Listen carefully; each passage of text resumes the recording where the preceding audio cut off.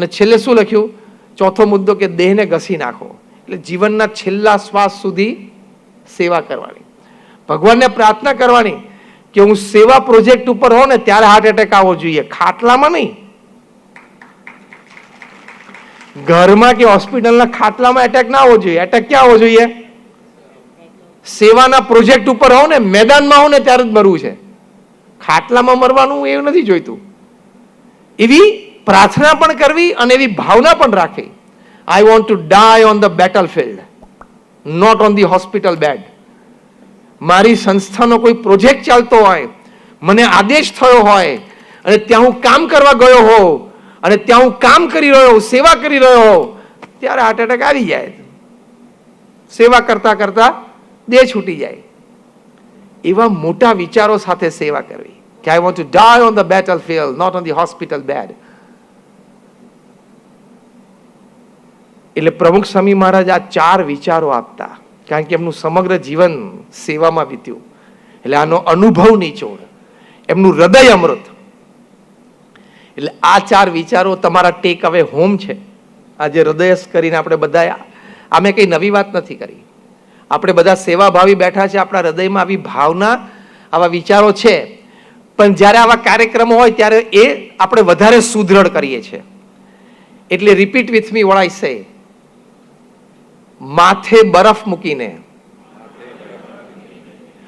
મનગમતું મૂકીને, હક દાવો મૂકીને દેહને ઘસી નાખો.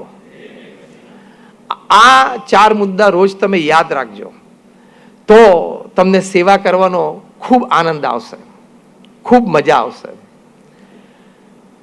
બીજી એક થોડીક વાત મારે 5-10 મિનિટની, આઈ થિંક મને ના ના ના સમયની મર્યાદાઓ હોય.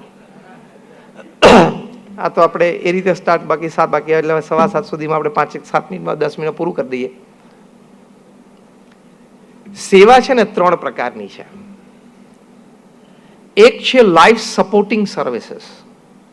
એમાં શું હોય કે તમે કોકની લાઈફને સપોર્ટ કરો છો. ગરીબ હોય તો તમે એને અન્ન આપો, એને વસ્ત્ર આપો,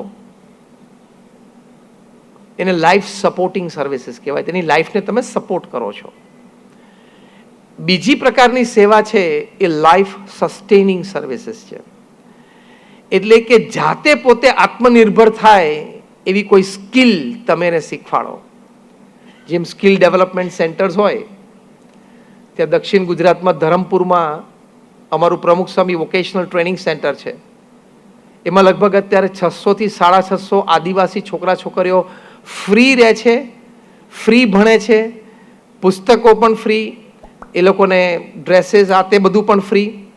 તમે કેમ્પસમાં એન્ટર થાવ ને તો કોઈ ઇન્ટરનેશનલ ક્લાસનું કેમ્પસ હોય ને, from paver block to cleanliness to facility તમને અનુભવાય.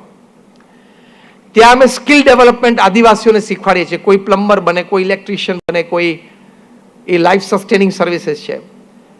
આદિવાસી અભણ છોકરીઓ કે જેને જિંદગીમાં કોઈ દિવસ હાથમાં 100 રૂપિયાની નોટ નહોતી જોઈ, એવી લગભગ 200 થી 250 આદિવાસી છોકરીઓને છેલ્લા 4 વર્ષમાં ત્યાં નર્સ તૈયાર થઈ અને વાપીથી માંડીને મુંબઈ સુધીની હોસ્પિટલોમાં આદિવાસી છોકરીઓ નર્સ તરીકે નોકરી કરે છે.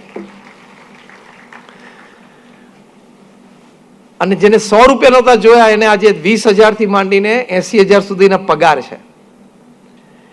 એ આદિવાસી છોકરીઓના પગાર ઉપર એ લોકોના પોતાના ગામમાં પોતાનું ઘર કાચું હતું, એ પાક્કા થયા. એટલે આ લાઈફ સસ્ટેનિંગ સર્વિસીસ છે. અને ત્રીજા પ્રકારની છે લાઈફ એન્હેન્સિંગ સર્વિસીસ. જીવન ઉર્ધ્વ બને એવી સેવાઓ.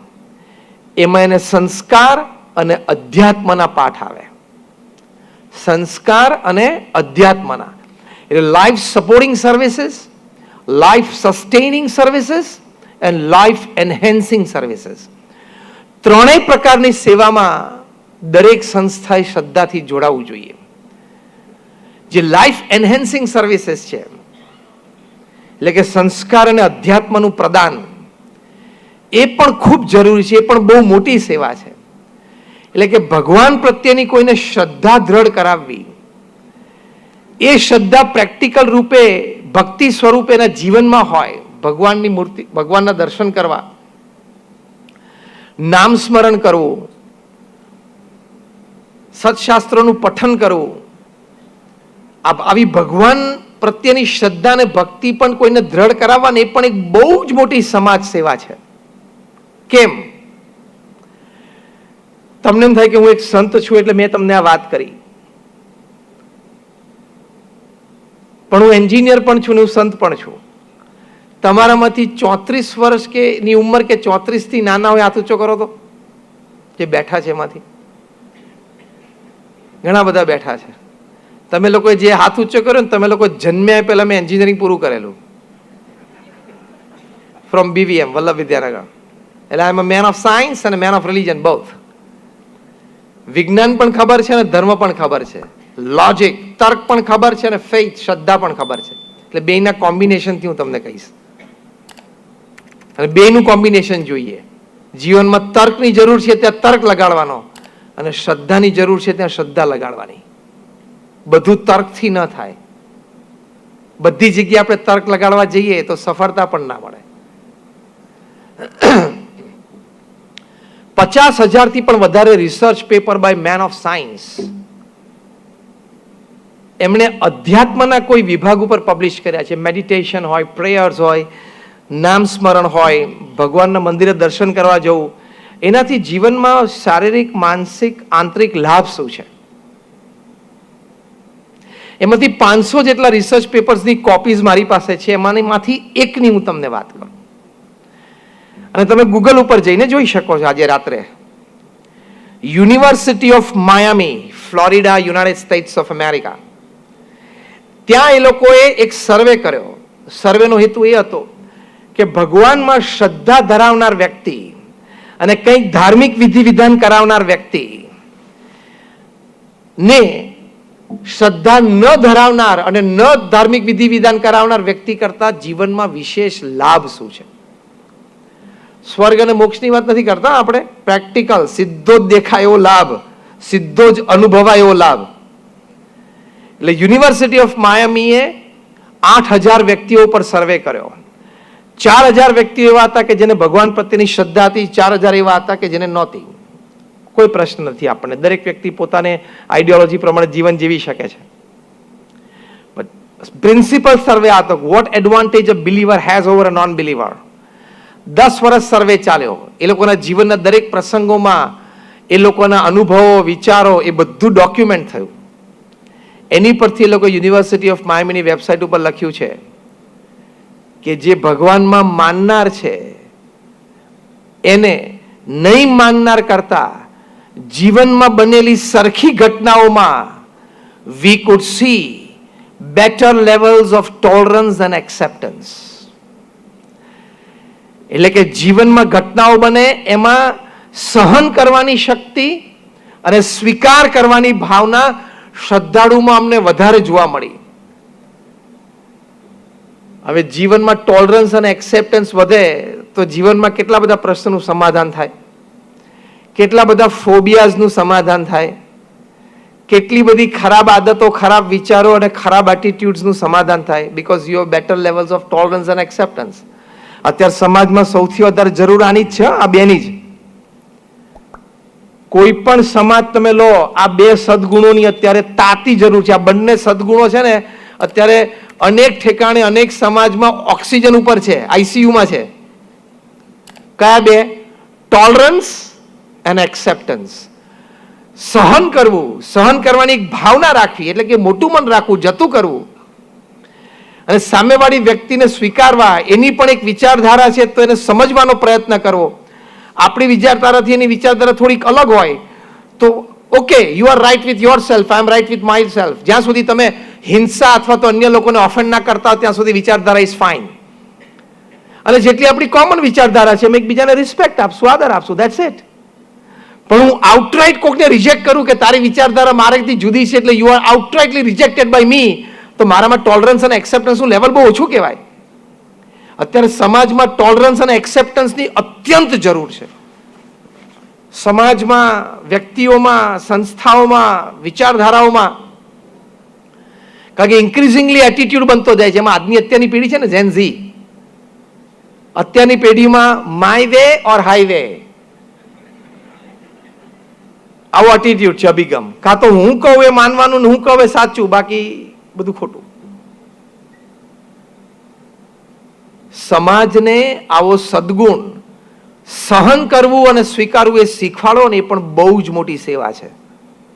એ ભગવાન પ્રત્યેની શ્રદ્ધાથી આવે છે. એ આ ત્રીજા પ્રકારની સેવાની કેટેગરીમાં આવે, life enhancing services. Life supporting બધા કરે છે, લાઈફ સસ્ટેનિંગ એ ઘણા કરે છે, લાઈફ એન્હેન્સિંગ બહુ ઓછા કરે છે. એ પણ એક બહુ જ મોટું ક્ષેત્ર છે. એમાં સ્ટ્રેસ ડિપ્રેશનથી માંડીને આત્મહત્યા સુધી રોકી શકાય એવી ક્ષમતા આ બે સદગુણોમાં છે. Do you believe? સહન શક્તિ વધે અને સ્વીકારની ભાવના વધે તો સ્ટ્રેસ, ડિપ્રેશન, એન્ઝાયટી, ફિયરથી માંડીને સુસાઇડ સુધી લોકોને આપણે બચાવી શકીએ. તો એ બચાવી શકીએ છીએ, બહુ મોટી વાત છે ને, મોટી સમાજ સેવા છે. પૂરમાં, નદીમાં કોઈ તણાતો હોય ને તમે એને બચાવો, એ પણ સમાજ સેવા છે. શિયાળામાં રાત્રે એ બિચારો કોઈ ઓઢ્યા વગર ઠૂઠવાતો હોય ને રોડ ઉપર સૂતો હોય, એને એક બ્લેન્કેટ આપો, એ પણ સમાજ સેવા છે. કોઈક અભણ વ્યક્તિને તમે સ્કિલ શીખવાડો ને, પ્લમ્બર કે ઇલેક્ટ્રિશિયન કોઈ આદિવાસીને બનાવો ને 15,000 રૂપિયાની નોકરી વાપીમાં કે અંકલેશ્વરમાં ચાલુ થઈ જાય, એ પણ એક સમાજ સેવા છે. અને એને ટોલરન્સ અને એક્સેપ્ટન્સ શીખવાડો અને એન્ઝાયટીથી બચી શકે, ડિપ્રેશન, સ્ટ્રેસથી બચી શકે, પોતાના ટોલરન્સ અને એક્સેપ્ટન્સ લેવલ્સ વધારવાથી, એ પણ એક સમાજ સેવા છે. Full range, I am talking of full range.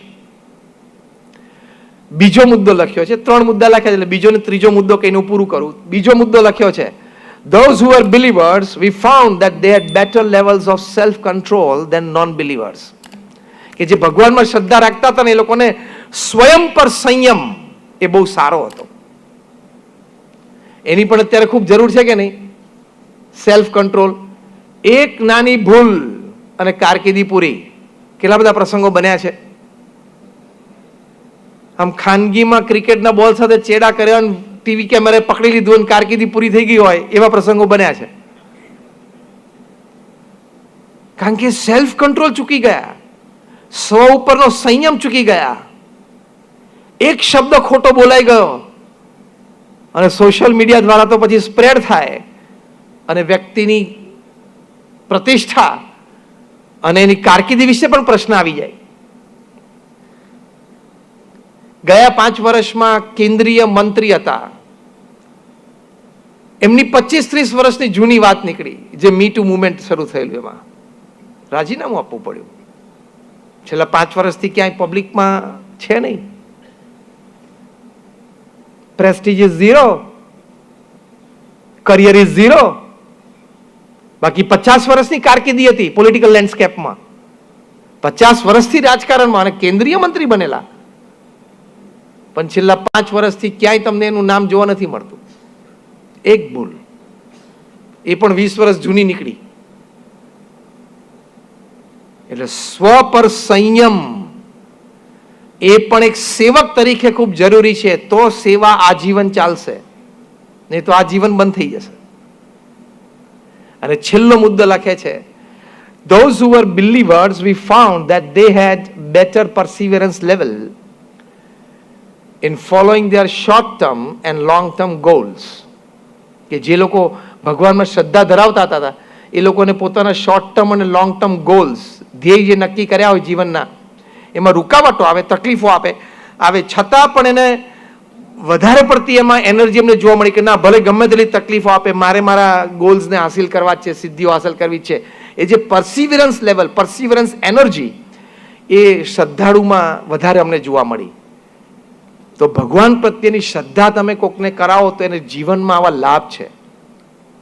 એને ટોલરન્સ લેવલ વધે છે, એને એક્સેપ્ટન્સ લેવલ વધે છે, એને સેલ્ફ કંટ્રોલ વધે છે, એને પરસિવિયરન્સ એનર્જી લેવલ વધે છે. આ બધી સમાજ સેવા છે કે નહીં, વ્યક્તિ અને પરિવાર માટે? એટલે ભગવાનમાં શ્રદ્ધા એ ખાલી અંધપણું નથી. આપણા સત્શાસ્ત્રો, આપણા ઋષિ મુનિએ વાત કરી છે એ એમનામ નથી કરી. અને કોઈ દિવસ એવું વિચારવું નહીં કે આ મંદિરમાં બધા જાય છે, બધા ઠીક છે ભક્તો છે ને જાય છે ને, એ શ્રદ્ધા પાછળ આટલા બધા સદગુણો સમાયેલા છે. મેં કીધું ને, મેં તો તમને મારી પાસે આવી 500 રિસર્ચના પેપર્સ એમાંથી એકની વાત કરી.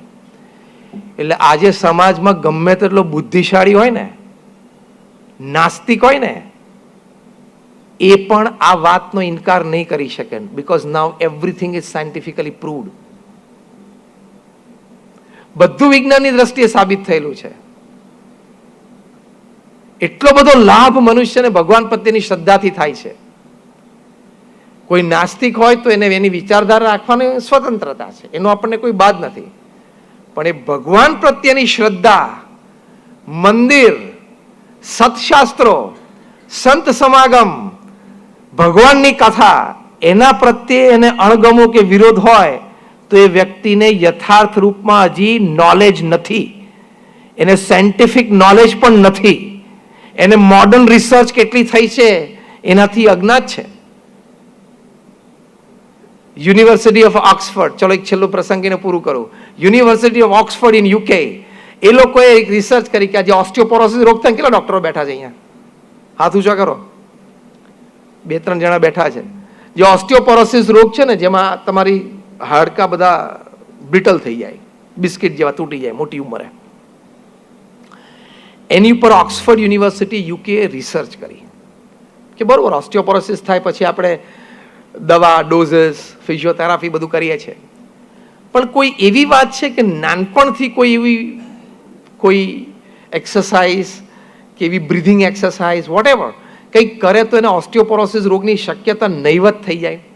8 વર્ષના રિસર્ચ પછી ઓક્સફર્ડ યુનિવર્સિટી યુકે, તમે આ પણ ગૂગલ પર જઈ શકો છો આજે રાત્રે, એ લોકોએ તારણ આપ્યું કે આપણે ભારતની સંસ્કૃતિમાં જે સૂર્ય નમસ્કારની વાત છે, દંડવત પ્રણામ કરવાની વાત છે, જે આપણે મંદિરોમાં જઈએ છીએ ત્યારે સાષ્ટાંગ દંડવત પ્રણામ કરીએ છીએ, 8 અંગ સાષ્ટાંગ દંડવત પ્રણામ કરીએ છીએ, એ કોઈ દિવસમાં ખાલી 5 પણ કરે ને નાનપણથી, તો એ વ્યક્તિને મોટા થઈને ઓસ્ટિયોપોરોસિસ થવાની નહીવત શક્યતા છે. This is proved. એટલે આપણા મહાન સંતોએ આપણને જે રીતભાત આપી છે, જે વિચારધારા આપી છે, એ બહુ જ સાચી છે. એના પ્રત્યે પૂર્ણ શ્રદ્ધા રાખી એની માટે પણ લોકોને પ્રેરવા, એ પણ એક બહુ જ મોટી સમાજ સેવા છે. એટલે in short, life supporting services, life sustaining services and life enhancing services, બધી સેવાઓ કરવી અને બધાનો લાભ છે. તો આજના કાર્યક્રમમાં આપણે શ્રદ્ધાથી લગભગ છેલ્લા 1-8 કલાકથી મને સાંભળ્યું એ બદલ આપ સર્વનો હું આભારી છું. અને આપણે બધા જ્યારે સેવાભાવી ભેગા થયા છીએ, સેવકો ભેગા થયા છીએ, ત્યારે એક વાત અને વિમર્શ, આમાં કોઈ મેં નવી વાત નથી કરી, આપણા દરેક સેવકો આપણે બધા અહીંયા બેઠા છીએ, આપણે આપણી સંસ્થાઓ સાથે જોડાયેલા છે, સુંદર સેવાઓ કરીએ છીએ, પણ આજે એક આ વિમર્શમાં આપણે વધારે સુદૃઢ કર્યું કે કેવા વિચારો, કેવી ભાવનાઓ અને કેવા હેતુઓ સાથે સેવા કરવી. આપ સર્વેનો ખૂબ આભાર. જય સ્વામિનારાયણ.